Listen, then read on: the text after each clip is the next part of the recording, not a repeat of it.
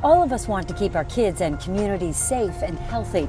An important step is to learn about preventing substance use disorders and to understand that the adolescent brain is more vulnerable to alcohol and drugs than the adult brain. The earlier someone starts using substances, the greater their chances of developing a substance use disorder. 90% of those who have a substance use disorder started using drugs and alcohol before they turned 18. 90%. So what does this mean? Prevention is about delaying the onset of first use or pushing it back as long as possible.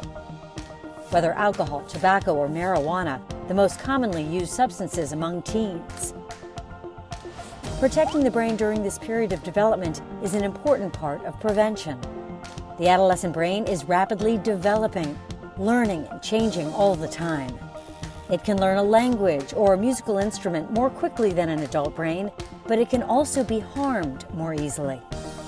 The brain continues to develop until a person is in their early to mid-20s, with the regions of the brain that keep emotions and impulses under control and help us make decisions among the last to develop.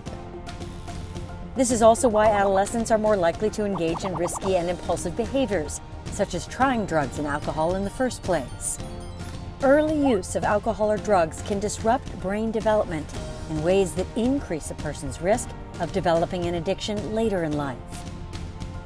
Other factors that put an adolescent at risk, besides the age of first use, include caregiver substance misuse, trauma, and a lack of social attachments.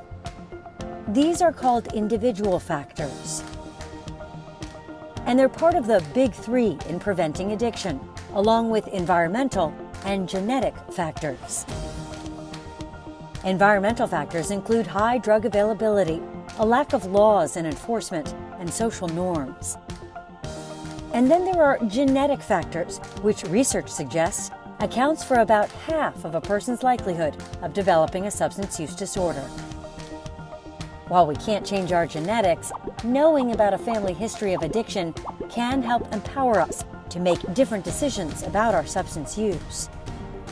For every risk factor, there is a protective factor to counterbalance it.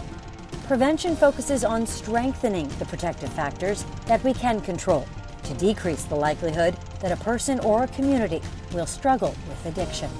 Together, we can solve this. Join us.